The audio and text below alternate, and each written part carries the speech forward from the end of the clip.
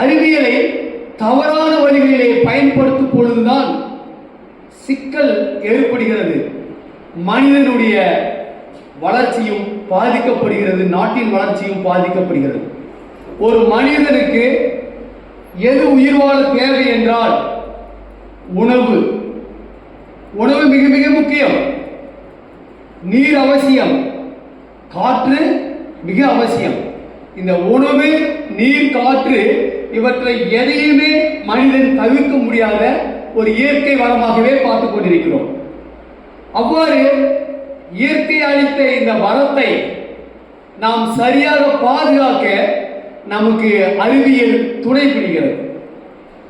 ஆகையால் சொல்லுவார்கள், இயற்கையை நன்றாக வழிநடத்தி அறிவியல் மூலமாக செல்வமானால் நிச்சயம் மனிதனுக்கு நீடித்த ஆயுள் ஏற்படும் என்பதில் எந்த ஒரு ஐயமும் இல்லை.